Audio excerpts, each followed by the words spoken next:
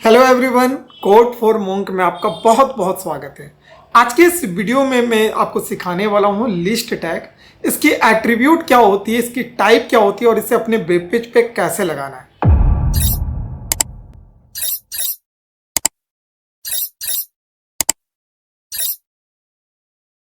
तो सबसे पहले मैं बात करता हूँ लिस्ट टैग के कितने टाइप होते हैं। तो ये दो टाइप का लिस्ट टैग होता है। एक होता है ऑर्डर्ड लिस्ट और दूसरा होता है अनऑर्डर्ड लिस्ट। क्या डिफरेंसेज है दोनों के बिटवीन? तो सबसे पहले मैं बात करूं ऑर्डर्ड लिस्ट की। तो ऑर्डर्ड लिस्ट के अंदर हम किसी भी चीज़ को एज ए सीक्वेंस में लिखते हैं, यानी कि जो भी आइटम्स होता है उसे हम नंबर दे के लिखते हैं। फॉर एग्जाम्पल आप ऐसा समझ सकते हैं कि मान लीजिए आपने गवर्नमेंट जॉब के लिए एप्लीकेशन भरा है। तो क्या होता है प्रोसेस उसका कि सबसे पहले आप फॉर्म को डाउनलोड करते हो, फॉर्म फिल करते हो, देन सबमिट करते हो, फिर उसके बाद एडमिट कार्ड आता है, फिर आप एग्जाम देते हो, तब जाके आपकी जॉब क्लियर होती है। तो ये एक प्रोसेस था जो कि नंबर वाइज चल रहा है। ऐसा नहीं कि आप पहले एडमिट कार्ड आ जाएगी, फिर जॉब ले लोगे, बाद में फॉर्म भरोगे। तो यहाँ जो हो रही है ये ऑर्डर्ड प्रोसेस में हो रहा है, इसे ही ऑर्डर्ड लिस्ट कहते हैं। और अनऑर्डर्ड लिस्ट क्या होता है, माना कि आप ग्रोसरी शॉप पे जाते हो और आपने ग्रोसरी आइटम का एक लिस्ट बना रखे हो, उसमें अपने दाल चावल चीनी वटेवर जो भी घर का आइटम्स है आपने वहाँ पे लिख रखा है। तो जब आप शॉपकीपर को देते हो तो वो शॉपकीपर क्या होता है, उसके नियरेस्ट जो आइटम होता है उसे आपको पहले देता है और जो उससे दूर होता है उसे बाद में देता है।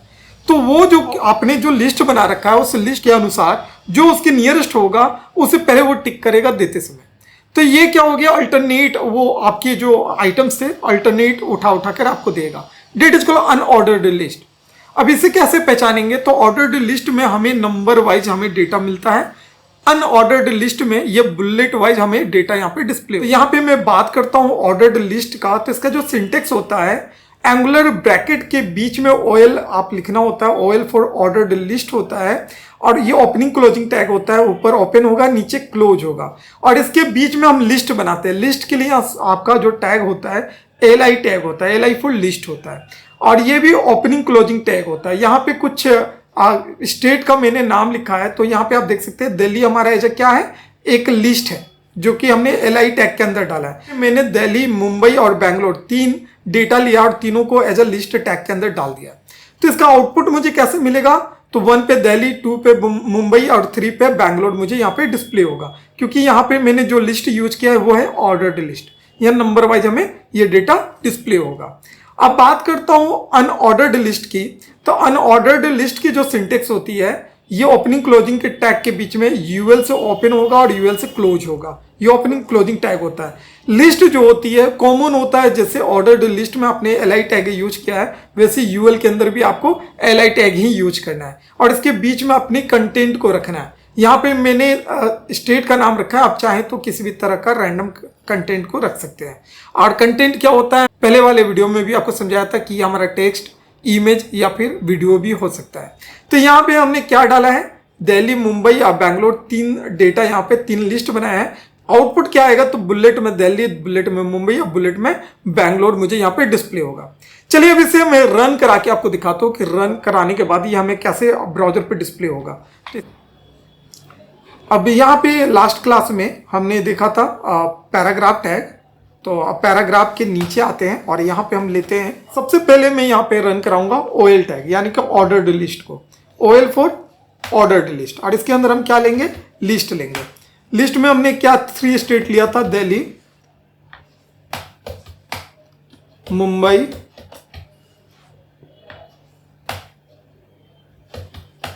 और तीसरा था हमारा हरियाणा। तो 3 स्टेट मैंने ले लिया है, सेव किया।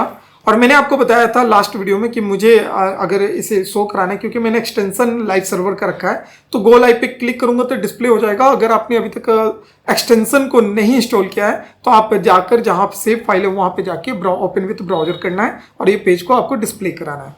तो यहाँ पे मैं गो लाइव का यूज करूंगा अपने एक्सटेंशन को यूज करते हुए।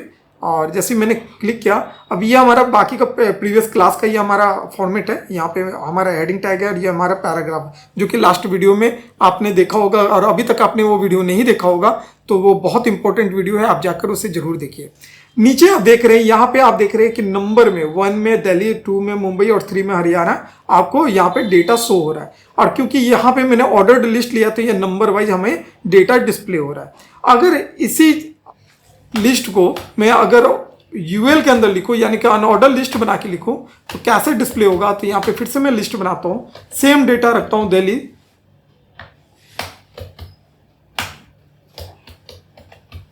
मुंबई,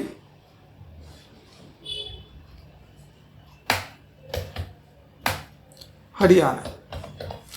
मैंने सेम डेटा रखा, सेव कर दिया और ब्राउजर पे चलता हूं क्योंकि हमारा जो लाइव सर्वर है तो मुझे रिफ्रेश नहीं करने की आवश्यकता है।